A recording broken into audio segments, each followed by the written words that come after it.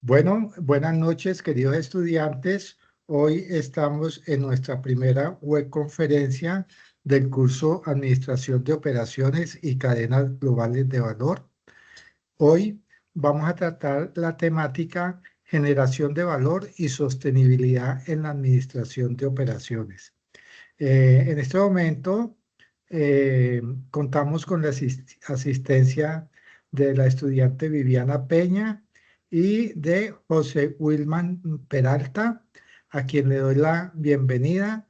Repito lo que dije hace un momento, que cuando sientan o quieran intervenir, pues simplemente lo hacen porque la idea es de que tengamos una web conferencia bastante participativa.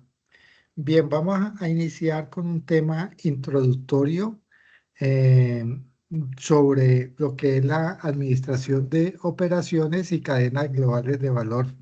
¿Por qué inicié con esta diapositiva el sistema de valor? Básicamente porque en cualquier proceso productivo de transformación de materia prima en productos terminados o en la operación de un servicio, siempre se trata es de agregar valor. Por eso es muy común la frase de valor agregado, porque la idea es que en cada paso que se haga, ya sea en la operación del servicio o en la transformación de la materia prima, pues estemos agregando valor. Y eso con el fin de que el proceso sea óptimo y que ese proceso en donde sea una entrada, una transformación y una salida, pues realmente generen ese valor agregado para, digamos, todos los grupos de interés. ¿Cuáles son los grupos de interés? Pues están los clientes en primera instancia, para los trabajadores, para los inversionistas y para la sociedad en su conjunto. Por lo tanto, digamos que es deber de nosotros cuando tenemos un pensamiento gerencial, estratégico, como se pretende en este curso y en la maestría, es de que realmente nuestro pensamiento sea el de un gerente, que sea un pensamiento estratégico, que tengamos la capacidad de ver todos los elementos que intervienen en una organización, cuáles son sus mutuas influencias y dependencias y cuál es la interacción que se tiene entre la organización y el contexto social, político, económico, ambiental. Más adelante vamos a ver eso. Entonces, cuando nosotros, como esos gerentes, esos estrategas, identificamos eh, el dolor, pues vamos a generar valor para ese cliente desarrollando operaciones de una manera efectiva, optimizando todos los recursos. Bien, em, ¿cuáles son? Digamos que para hacer eso tendremos que tener unas estrategias creativas en las operaciones. Em, Estamos acostumbrados a mirar que la innovación, por ejemplo, la innovación que permanentemente se da en los dispositivos electrónicos, especialmente en los celulares, año tras año están haciendo cambios, innovaciones, tanto así que hay personas que son muy fanáticas de la tecnología y cada año cambian de su celular porque quieren estar al día en esas innovaciones. Por ejemplo, cuando Apple lanza su modelo del año, eso es un gran acontecimiento de orden social, empresarial y tecnológico. Entonces, la idea es, em, José Wilman, cuando quieras puedes intervenir, simplemente abres tu micrófono e interviene, lo mismo Juan Camilo y Liliana. Entonces, Muchas gracias, profe. las soluciones convencionales de pronto no le dan la solución al dolor que tiene la persona o el cliente, un sector, un nicho. Cuando yo hablo, hoy en día hablamos de dolor, pero era lo que antes hablábamos de necesidad. O sea, un primer deber de las organizaciones es satisfacer esa necesidad de los clientes o usuarios, y eso se soluciona mediante las operaciones de transformación que se dan en la organización y también en las cadenas logísticas de valor. Aquí es muy importante la creatividad, el pensamiento lateral. ¿Por qué? Porque básicamente salirnos de la caja convencional en que siempre pensamos los problemas y rediseñarlos, o abordarlos de una manera totalmente diferente.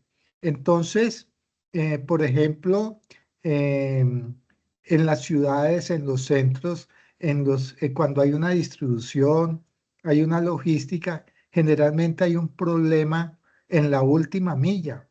¿Por qué? Porque en efecto un camión, una transportadora llega hasta la ciudad, pero ya en la ciudad llegar hasta el cliente se puede encontrar con muchas dificultades que la administración de operaciones, digamos que de alguna forma resuelve. Entonces, la estrategia consistiría en plantear diferentes alternativas para hacer, por ejemplo, la ubicación físico, para hacer una reingeniería de procesos y para montar un sistema de información de tal forma que tenga la información, los datos en tiempo real y pueda tomar decisiones oportunamente. Aquí yo debo hacerles una claridad con respecto al concepto de reingeniería, que la reingeniería, eh, la, se comenzó a hablar de reingeniería en los años 90, no me acuerdo de los primeros autores, pero en ese transcurso de tiempo, eh, en la primera década del siglo XXI, inclusive, eh, se hablaba de reingeniería y eso era el terror, al menos en nuestro contexto colombiano, era el terror para los empleados porque dice, en nuestra empresa están haciendo reingeniería. ¿Y qué significaba la reingeniería? Botar gente, pérdida de empleos. ¿Sí? Entonces, pero la reingeniería va mucho más allá, que básicamente, pues como hablaban de que la reingeniería era borrón y cuenta nueva, o sea, em, cambiar los procesos, los productos y todo radicalmente. Entonces, digamos que la reingeniería cayó en cierto desprestigio. Y como hablamos de estrategias creativas, y cuando estamos hablando de creatividad necesariamente estamos hablando de innovación, como les comentaba hace un momento, mm, hay un modelo o un ejemplo de innovación que a mí me gusta mucho. ¿Por qué? Porque generalmente pensamos en la innovación de producto, y yo en efecto ahora les estaba hablando de los innovación de producto, pero hay innovación social, innovación de procesos, innovación de mercados. Y me gusta mucho de pronto que ustedes se fueran a un audio de Diana Uribe, que ella habla de, son dos partes sobre la historia de Henry Ford. Y Henry Ford fue un innovador en todos los planos, en todas las dimensiones. ¿Por qué? Porque él innovó el auto Ford, el modelo T, ¿sí? O sea, con unas características muy,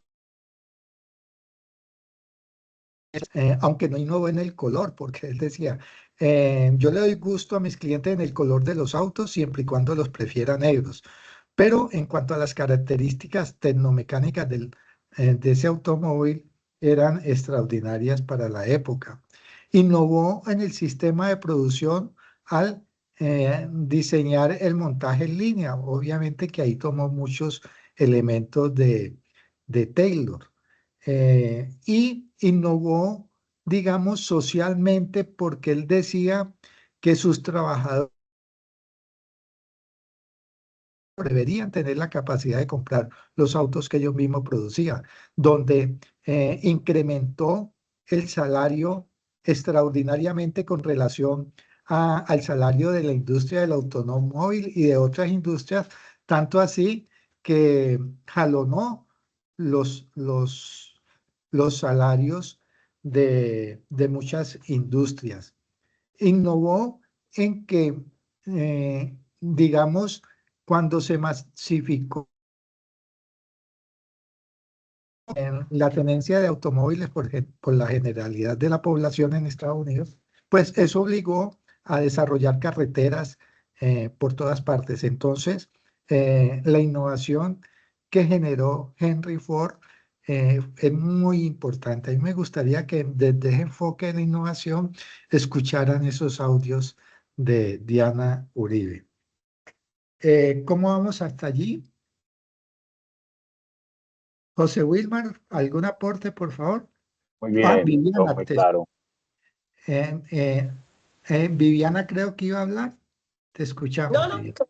siempre hasta el momento todo va claro, profe. Ok, bueno. Pasemos a la siguiente diapositiva.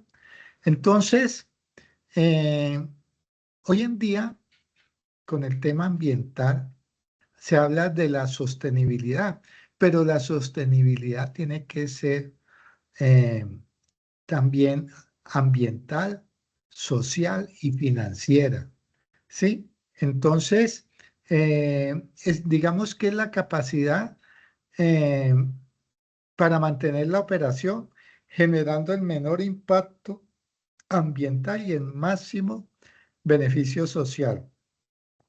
Y es aquí, por ejemplo, cuando hablamos de la economía circular, que básicamente es reducir al máximo la huella de carbón y tener transacciones éticas. ¿Qué quiere decir transacciones éticas? Hombre, que no necesariamente nos tenemos que ir por lo más barato. Sí, de pronto, cuando compramos café, mirar cuál es el origen del café. Antes, uno en el supermercado encontraba unas pocas marcas muy antiguas que de pronto tenían un, un monopolio más bien un oligopolio sobre el mercado. Hoy en día vos vas a un supermercado y encontrás cualquier cantidad de marcas de café, pero son de pequeños empresarios donde ellos dicen, este café viene de tal parte, es producido y con precios muy superiores a esas producciones masivas de café. ¿Por qué?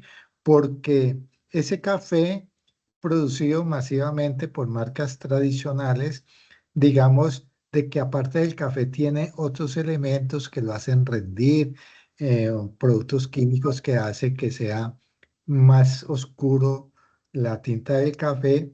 Y en cambio, estos otros productos podemos casi que comprar con la seguridad de que es el grano de café de buena calidad, pergamino, no de pronto pasillas como de pronto se suele dar.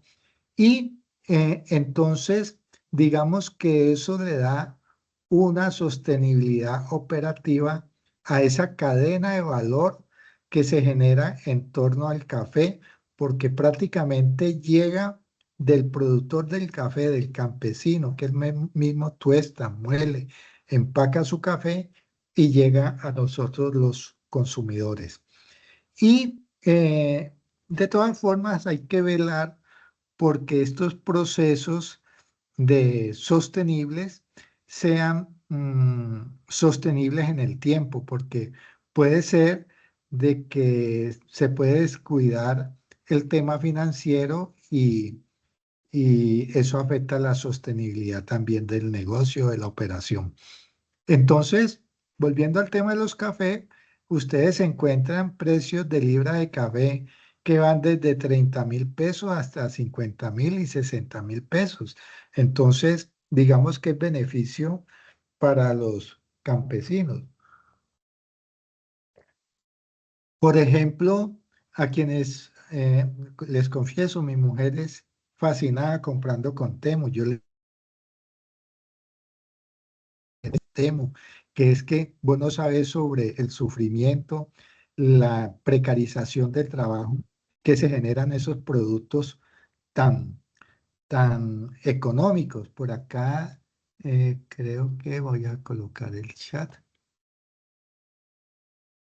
Eh, sí, sí, Wilman, es café de origen y café especial. Entonces, tenemos que mirar muy bien a quién le compramos, cuál es el origen de los productos y lo mismo las organizaciones.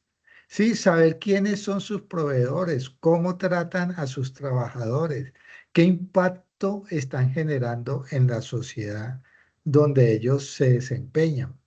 Entonces, y hoy en día ya no se trata únicamente de sostenibilidad, sino de restauración.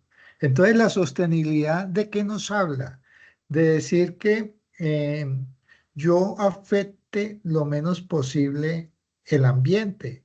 Entonces, si yo, por ejemplo, dentro de mi ciclo productivo utilizo grandes cantidades de agua, pues la idea sostenible es que yo devuelva el agua limpia como la recibí, ¿sí? Y eso pues es supremamente costoso y todo eso.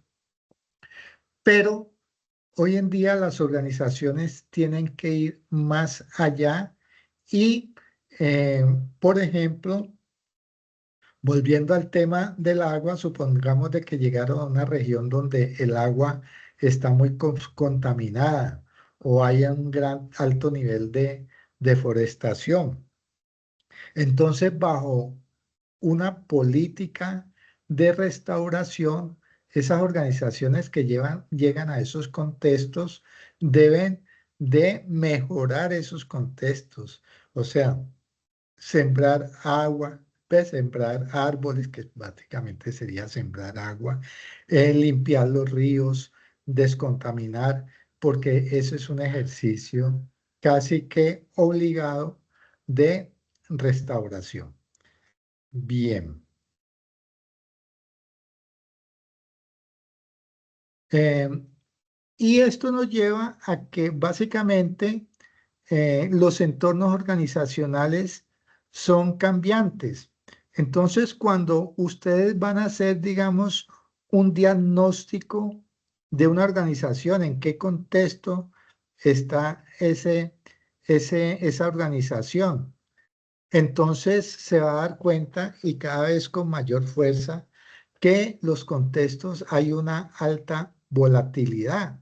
Hace 15, en cuanto más o menos un mes, no teníamos idea de que Estados Unidos iba a atacar a Irán, ¿sí? Y en ese ataque yo creo que ni el mismo Trump pensó en que los iraníes iban a impedir el paso por el estrecho de Osmos. ¿Cómo se llama Osmos? Bueno, me disculpa si no lo estoy diciendo bien. Y eso ha generado una cascada alcista del petróleo a nivel internacional y el tránsito de mercancías. Entonces, es muy posible que por la volatilidad, por la complejidad de esos hechos de geopolítica, por la ambigüedad, porque todos hablan de paz, pero también hacen la guerra, ¿sí? Eh, y el grado de incertidumbre que se cierne sobre, no solamente sobre el país, sino sobre el planeta. Entonces, eso tenemos que aprender a sobrevivir y a manejar, a tener la flexibilidad, a tener la agilidad, la velocidad de respuesta del reflejo para enfrentar y navegar, no iría en contra o en medio de esos entornos cambiantes, sino con esos entornos cambiantes. Básicamente sería eso. Entonces, la administración de operaciones, que es, digamos, una disciplina bastante matemática, y cuando hablamos de matemática son las fórmulas rígidas, los resultados precisos.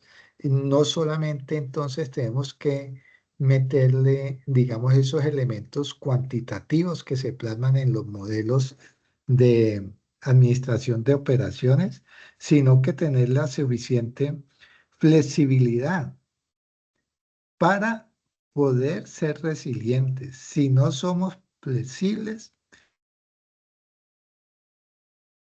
vamos a poder mantenernos o sobrevivir con los embates de los entornos VUCA, que son volátiles, de alta incertidumbre, alta complejidad y alta ambigüedad. Entonces tenemos que tener una capacidad de adaptación. Entonces, digamos que los modelos matemáticos, sí, y ustedes a partir de esta tarea 3 van a empezar a trabajar con los modelos matemáticos, ¿sí? Pero em, tendrían que, digamos, revisar esos modelos a la luz de estos entornos cambiantes. ¿Hasta cuándo se puede sostener un modelo? Por ejemplo, en Estados Unidos, donde ya se ha empezado a disparar el precio de la gasolina terriblemente, entonces, digamos que una estación de gasolina dice, no, yo siempre tengo gasolina para 2 semanas o para un mes. Entonces, ¿cómo estará pensando ahora frente a esa incertidumbre con respecto a la gasolina eh, que tiene que importar? Sí, entonces, eh, eso es para pensar bastante.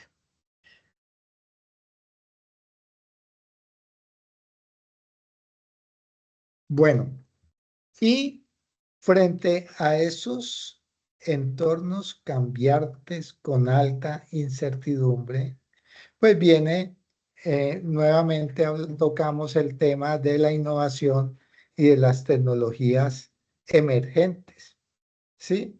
Eh, entonces, aquí ustedes en la tarea 2 plantearon unas estrategias que supongo y alcancé a ver en las realimentaciones, eran unas estrategias creativas donde pues yo les pedía que las plantearan con sus tácticas y operaciones, y eso les permitía, digamos, tener unas operaciones inteligentes en contextos cambiantes, en contextos VUCA, que es lo que acabamos de mencionar.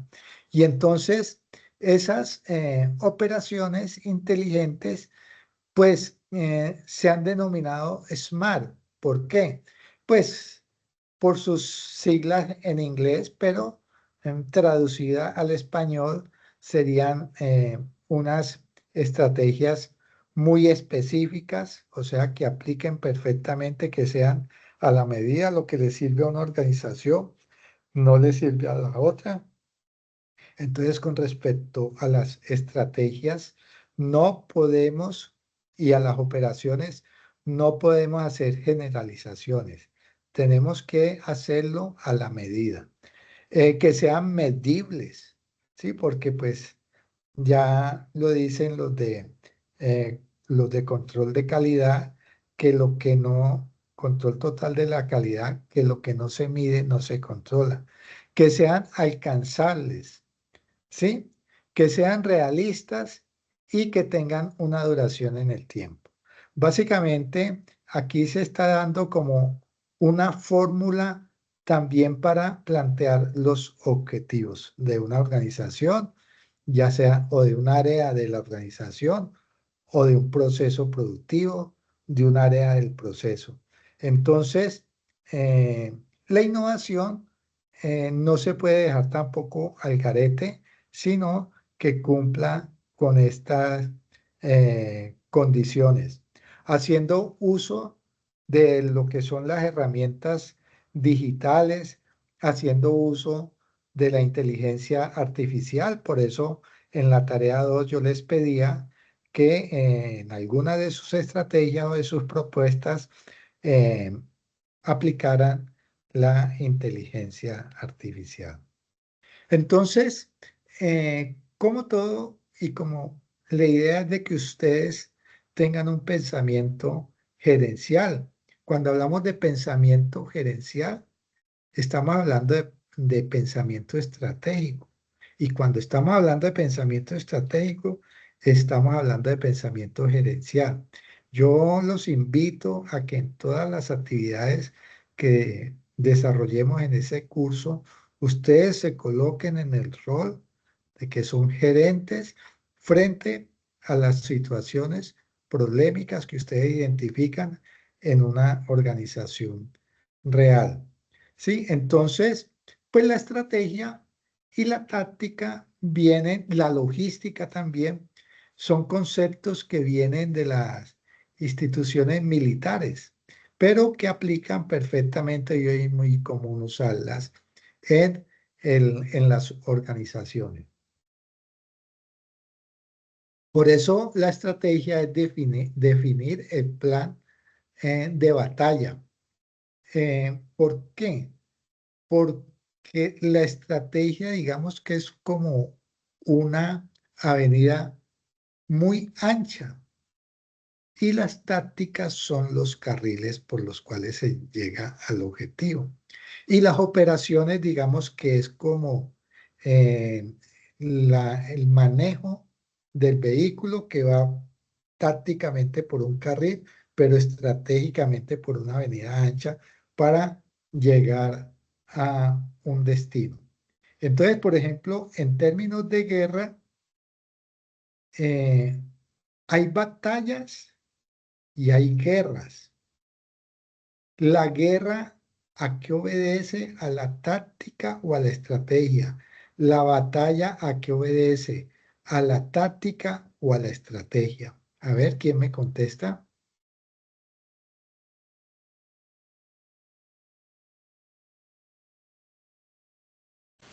La batalla a la táctica y la guerra a la estrategia. Eso. Correcto, José Wilmar. Sí, porque hay veces se dice, perdimos la batalla, pero no vamos a perder la guerra, ¿sí? Entonces es válida esa expresión. En términos de fútbol, ¿a qué obedece el desarrollo de un partido frente al desarrollo de un campeonato?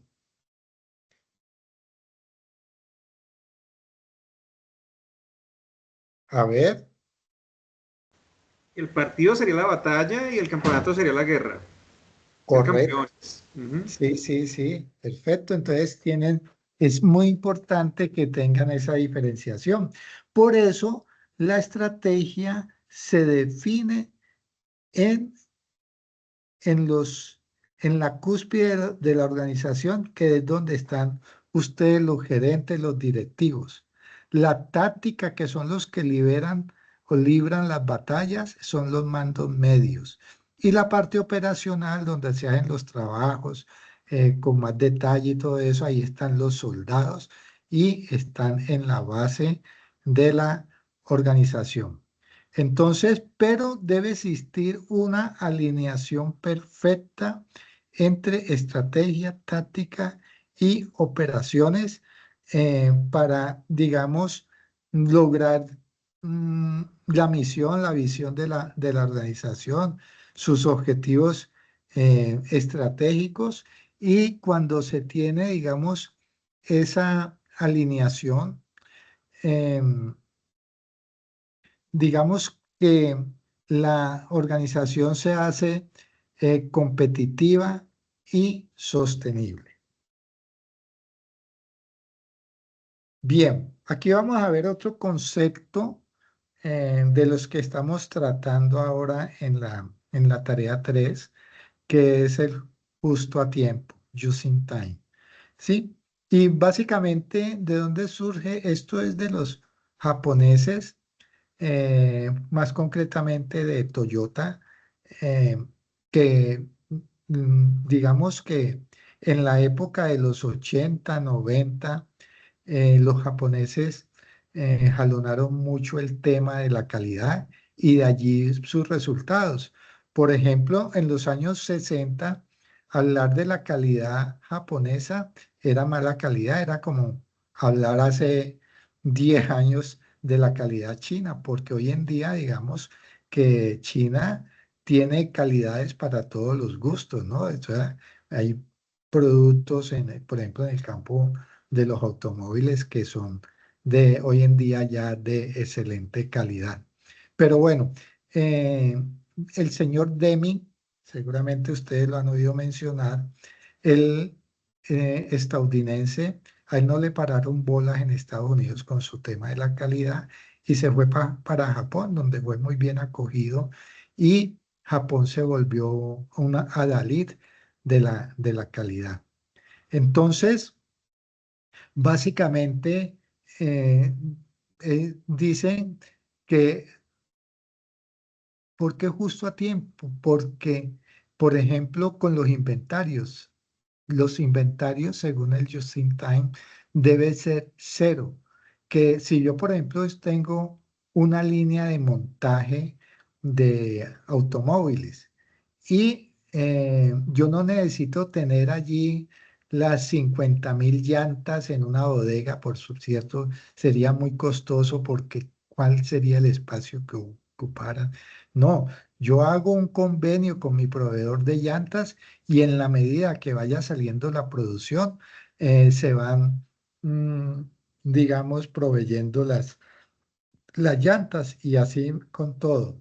Entonces, eh, generalmente no producir para vender, no, al contrario, vender para producir. Entonces, hay una expresión que se llama pull, que es empujar, y push, que es jalar. Ah, perdón, creo que es push, empujar, y pull, jalar. Entonces, no se trata de que yo presione la producción para vender, no, sino que yo venda y esas ventas me están jalando la producción. Entonces, eso me reduce muchos desperdicios en el costo de mantener inventarios, en tiempos, y por supuesto que mejora la rentabilidad. Me permite a mí mucha flexibilidad porque si hay un cambio tecnológico o en un modelo mejorado de X o Y producto, yo al no tener inventarios no tengo, no estoy amarrado con ese producto, es decir, no tengo que seguir produciendo eh, con ese producto obsoleto, no, yo puedo cambiar rápidamente. Entonces, aquí vale la pena que nos hagamos estas preguntas: el qué, el cuánto, el cómo y el dónde. Esto eh, tiene que tener, para manejar el USystem, tiene que trabajarse mucho el pensamiento de toda la organización y hacer unas alianzas estratégicas muy confiables con los proveedores. ¿Cómo vamos hasta allí? A ver, a Súper, muchas José. gracias. ¿Vamos bien? No le he escuchado la voz a Juan Camilo. Juan Camilo ya Hola, llegó. profe, ¿cómo está, compañeros? Sí, ya Sí, acaba de llegar a la casa. Me disculpan que es que iba manejando y la señal estaba un poco intermitente.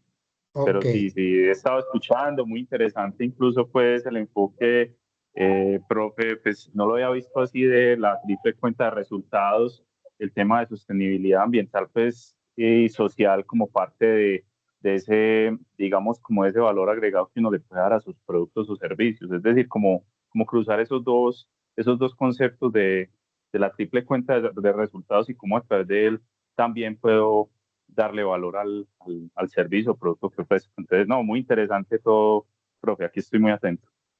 Sí, e incluso hoy en día las organizaciones presentan su estado de cuentas ambiental o social, ¿sí? Si ustedes de grandes compañías y en los informes anuales que hacen para los accionistas, allí tienen esa información ambiental, social y de sostenibilidad, además pues de las cuentas. Bien. Y esta administración de la demanda y pronóstico va directamente amarrada con el just in time. ¿Por qué? Porque si yo tengo bien estudiada la demanda, yo sé que en tal nicho de mercado me van a demandar tantas unidades. O sea, me permite hacer los pronósticos de producción, los pronósticos de materia prima. Entonces, si yo sé que mensualmente voy a vender, porque ya hice el estudio de la demanda y el pronóstico, 100 unidades, pues yo me preparo para 100 unidades, regulo mis inventarios para esas 100 unidades en todas las fases del inventario de materia prima, de producto en proceso y producto terminado, em, para tener en consideración la capacidad instalada de mi organización, los tiempos, el personal que requiero. Entonces, eso me permite a mí también ser previsivo, porque no voy a tener ni un exceso ni un déficit de inventario, y para ello pues me valgo de eh, predicciones cualitativas y cuantitativas. Básicamente sería eso. Por ejemplo, hay productos que tienen una demanda estacional. Por ejemplo, en los países donde hay estación, la época de verano, seguramente van a vender más vestidos de baño, ¿sí? Y en la época de invierno van a vender más abrigos. Entonces, tener esa previsión me permite a mí hacer una aplicación, diríamos que casi perfecta de just in time. Entonces, esto es un elemento clave. Me permite a mí tener claridad sobre cuál es la capacidad productiva, cuál es mi capacidad de producción y hacer pronósticos realistas de acuerdo con mi capacidad o plantear unas estrategias diferentes que me permitan ampliar, mm, digamos, temporalmente mi capacidad, por ejemplo, haciendo alianzas estratégicas con mi competencia, porque desde hace muchos años no solamente se habla de competencia, sino de competencia, o sea, cooperar con la competencia, ¿sí? Entonces, o tercerizar, ¿sí? Entonces, esto nos amplía el panorama frente a las opciones que tenemos para dar respuesta a los retos que nos plantea el mercado. ¿Sí? Y aquí tenemos como una línea de conceptos. ¿Sí? El just in time, nada de desperdicios, inventario cero para disminuir los riesgos, los costos financieros que tiene un inventario. Pronóstico de la demanda y por consiguiente de la producción. Me permite establecer los inventarios. Y aquí hay una técnica matemática para establecer el óptimo de pedido. Bueno, de este modelo se desprenden unos submodelos de inventarios que vale la pena que estudien. Pero, por ejemplo, si vemos en el gráfico, esta curva azul, si yo tengo, si me van aumentando, digamos, los inventarios, ¿sí? Aquí voy inventando me van aumentando los inventarios, me aumenta el costo de tener inventarios. ¿Por qué? Porque ahí hay dinero invertido, ese dinero tiene un costo, deben tener seguros, estoy corriendo riesgos de obsolescencia o de daños en los inventarios, ¿sí? Y cuando mis inventarios van para abajo, eso significa el costo de no tener inventarios. ¿Por qué? Porque el no tener inventarios me significa un costo porque pierdo oportunidades. Entonces, ¿qué se hace?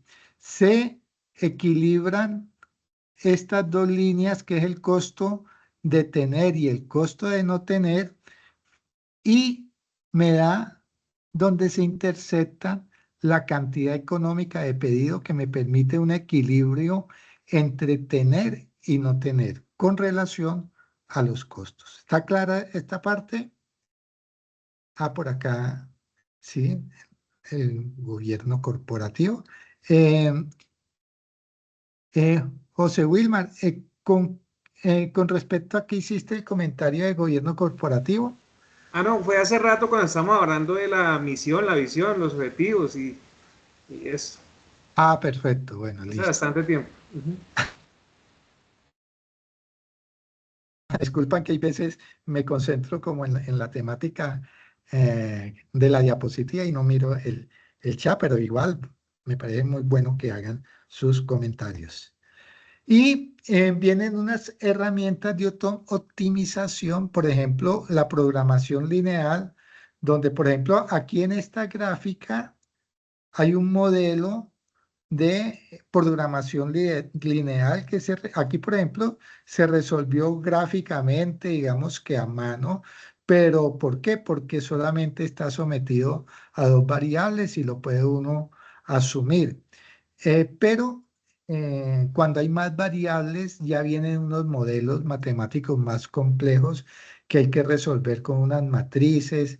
Yo me acuerdo cuando estaba en la universidad, era muy dispendioso manejar eso porque que el pivote, que una cosa, la otra, que uno no se preocupen que hoy en día no es necesario. Sin embargo, muy rápidamente con el Excel, que creo que allí les propuse en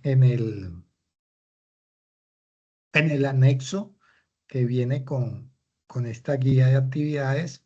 Entonces, con el Excel pueden resolver este tipo de problemas. Y si no es con el Excel, pues hombre, un problema bien planteado y un prompt bien escrito, lo pueden resolver con IA. No le encuentro inconveniente siempre y cuando escriban dentro de su trabajo el prompt que utilizaron para desarrollar el problema o la situación.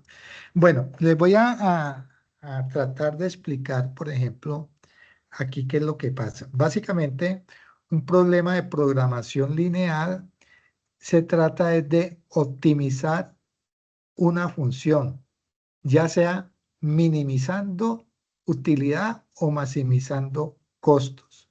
Aquí, por ejemplo, hay dos variables, ¿sí?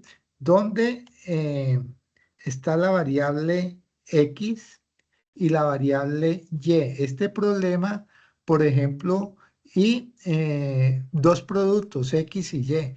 Y digamos que con el recurso de la línea azul, si yo produzco 0x, podría producir 40y. Y si produzco 0y, podría producir 80x. ¿Sí? Ahí espero que alcancen a ver los números. Bien, pero con el recurso de la que nos provee la línea amarilla, me Profe, permite... yo no estoy mirando la pantalla en este momento, o sea, está lo de estrategias creativas en operaciones, pero la operación que estás haciendo no la estoy viendo, no sé si los compañeros sí. Sí, ahí estaba el gráfico, pero ahora ya está otra vez. ¿Todavía no lo ves, Viviana? ¿Viviana se nos fue? Solamente la diapositiva donde dice estrategias creativas en operaciones. Ay, te quedaste atrasada hace rato. Ya. Dale Enter a ver si se actualiza. Ya lo pude actualizar, gracias. Ok, bueno, perfecto. Entonces, aquí con la línea amarilla, bueno, voy a repetir para Viviana lo con la línea azul. La línea azul es un recurso que me permite a mí producir X o producir Y de acuerdo a esta ecuación, ¿sí? Entonces, cuando yo produzco 0X, me voy sobre la Y me permite producir 40 unidades de Y. Pero si yo no voy a producir nada de Y, el recurso lo destino todo a X y 0Y me lleva a esto, de acuerdo con esta ecuación. Entonces puedo producir 80 unidades de Y, pero 0 de X, ¿sí? Ahora, con el recurso de la línea amarilla, de acuerdo con esta ecuación, si yo produzco 0X, puedo producir 60 unidades de Y. Y si produzco 0Y, puedo producir 40 unidades de X. ¿Sí? Por ejemplo, supongamos de que yo estoy produciendo sillas rimas y mesas rimas. ¿Sí? Pero como la idea no es producir o mesas o sillas, sino producir sillas y mesas, y yo tengo un cálculo de cuál es la rentabilidad que me dan las sillas y cuál es la rentabilidad que me dan las mesas. Entonces, cuando yo igualo estas dos ecuaciones, que esta que corresponde al recurso amarillo y esta que corresponde al recurso azul, yo las igualo y despejo X y Y, me da el punto óptimo donde yo tengo la máxima utilidad, en este caso, produciendo X cantidad de sillas y X cantidad de mesas. Digamos que grosso modo no es una explicación muy completa, porque pues tendría que haberles definido la función objetivo, que es maximizar utilidad, los recursos que, sí, pero digamos que esa es la idea. Y así hay muchos modelos de programación lineal, e incluso modelos de transporte, de colas, o sea, de infinidad de modelos que hay matemáticos para abordar este tipo de problemas. Entonces, básicamente, eh, para hablarlo de manera general, la administración de operaciones nos permite, con una serie de datos, optimizar los recursos de una organización, maximizar utilidades, minimizar costos. Entonces son herramientas muy útiles, pero mucho cuidado que no nos podemos quedar encasillados en la matematización de los problemas.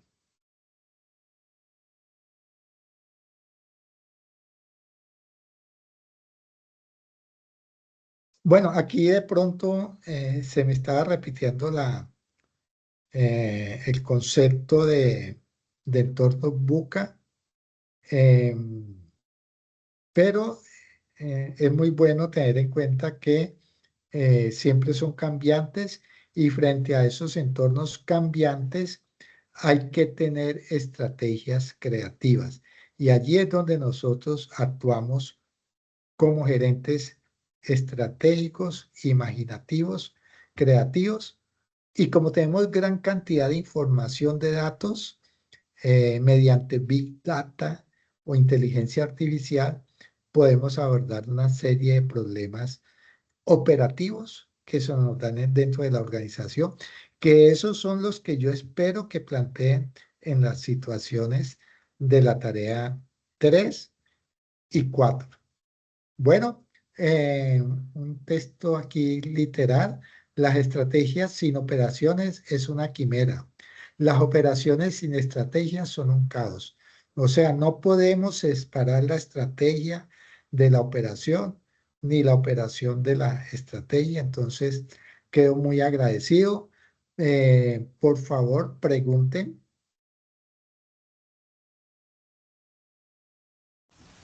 Bueno, profe, yo, pues, de todo lo que se trató muy provechoso para pues, lo que estamos realizando y estamos estudiando, eh, pues me quedó algo pues, dentro de la mente, precisamente por la última diapositiva que pusiste, acerca de los cambios que están sucediendo y de la rapidez con que están sucediendo. Estamos en la siguiente, en la frase que dijiste, el caos.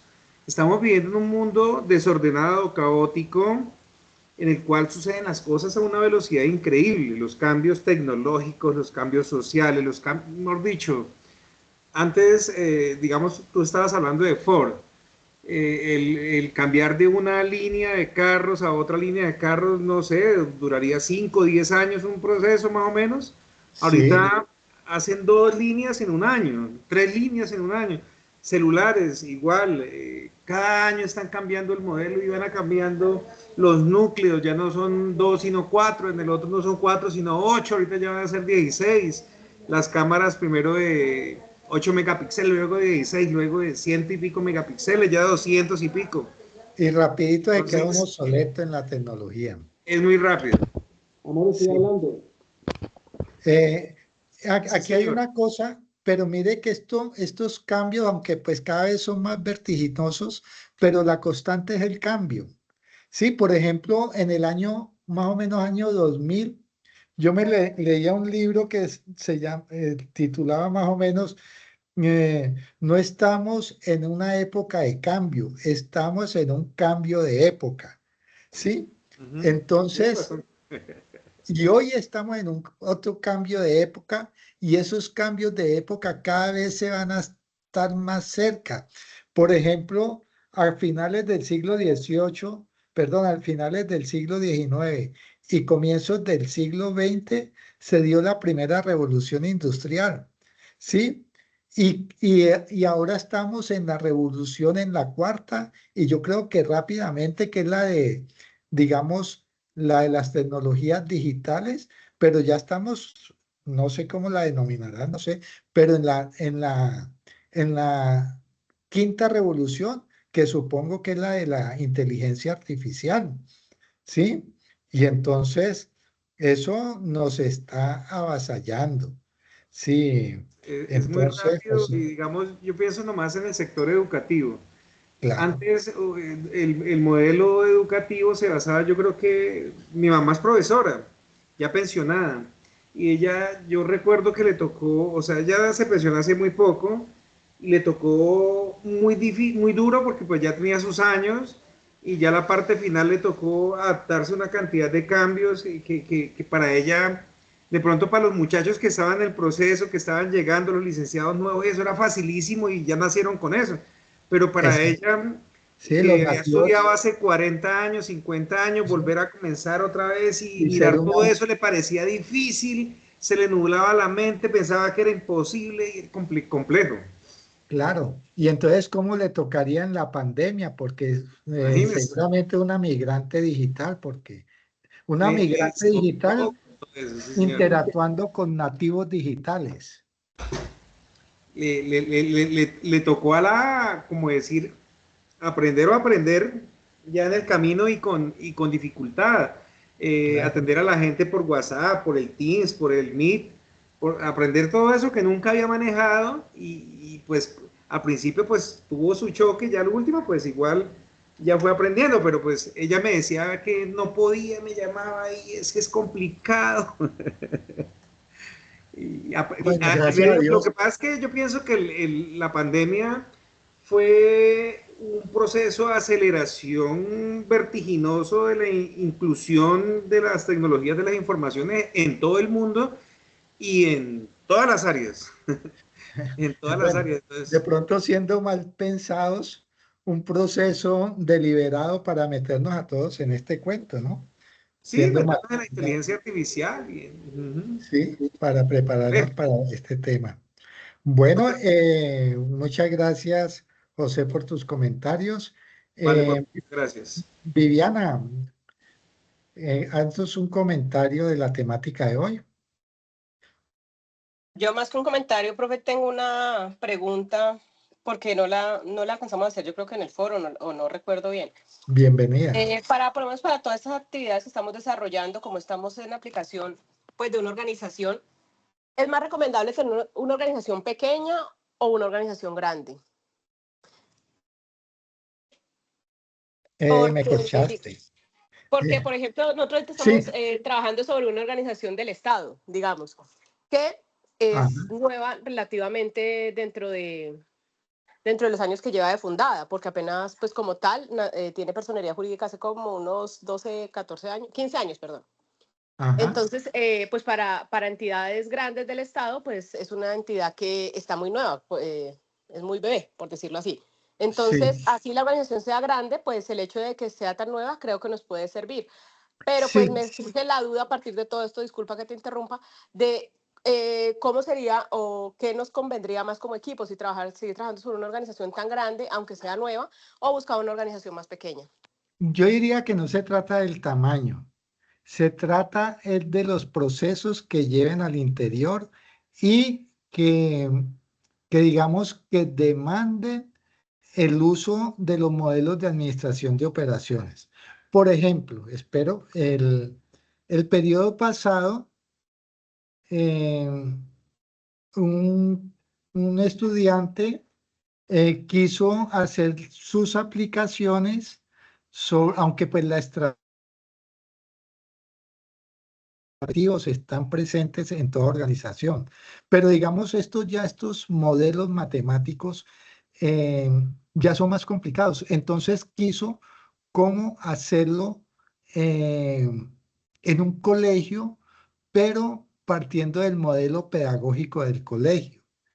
Y yo no sé si fue por mi limitación, pero yo no le encontraba como que él pudiera aplicar eso.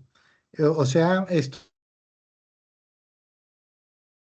comentarios, modelos de cola, de maximizar, minimizar, como un poquito complejo. ¿Sí? Entonces, depende de los procesos. Por ejemplo, un proceso de una organización del Estado que preste, por decir, servicios y que tenga una congestión de procesos, de usuarios haciendo cola, de demoras.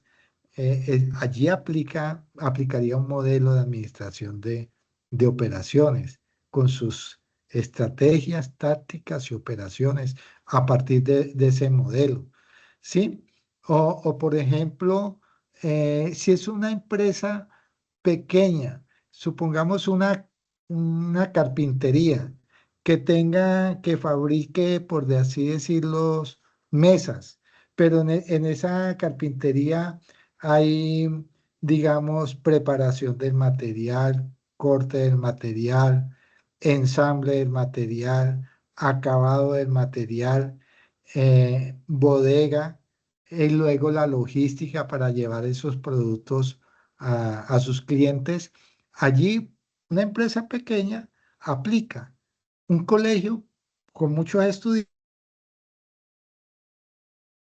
no sé hasta qué punto aplique. De pronto, un modelo, digamos, de maximizar utilidades en un colegio y minimizar costos. No sé hasta cuándo aplique porque está muy condicionado digamos, por las políticas del Estado, las normas del Estado y el mercado, ¿sí? De educativo. Entonces, no sé, Viviana, si te contesté la pregunta o te dejé más confundida. Coméntame. No, para la organización que nosotros tenemos, pues me parece súper, se ajusta muchísimo porque pues la organización que tenemos ofrece servicios, entonces tiene todo este tema de congestión, de que por lo menos se pueden organizar con análisis de datos cierta información, entonces todo lo del tipo de fenómenos migratorios y todo esto se puede trabajar y me parece que Claro, tenemos una buena ventana de información y de temas para poder darle manejo al tema. claro, Entonces, sí. bien, Y todo lo si que me tienen acabas de decir, sí. buena información, excelente. Entonces me encanta, creo que tú misma te diste la respuesta y gracias por preguntar. Em, Juan, Hola, para profe, cerrar. no, muy claro todo, muy, pues, muy bacano como este espacio, los conceptos de justo a tiempo, el tema de la relación, pues, como de la estrategia con la táctica y las operaciones, pues, creo que eh, esa analogía que usted hacía de lo que era la guerra, el combate, pues, propiamente como el comparativo, la analogía, pues, como con lo que es la misma operación pues con el lado pues que nosotros en este caso estamos eh, tratando como de estudiar, pues me parece como muy acertado, pues la verdad, todo muy claro, muy bueno el espacio. Muchas gracias. Ok. Bueno, seguiré atento, tratando en lo posible, mejor dicho, es un deber, pero que a veces se nos dificulta estarles dando esa realimentación.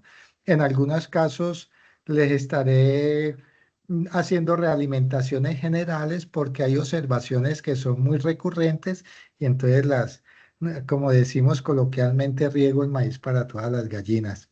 De todas formas, cualquier cosa, con mucho gusto estoy para servirles y apoyarlos en este proceso. Bueno, feliz noche y que sigamos avanzando con nuestros trabajos. Muchas gracias, feliz noche, profe. Muchas Muchas gracias, gracias, feliz feliz noche. noche a todos.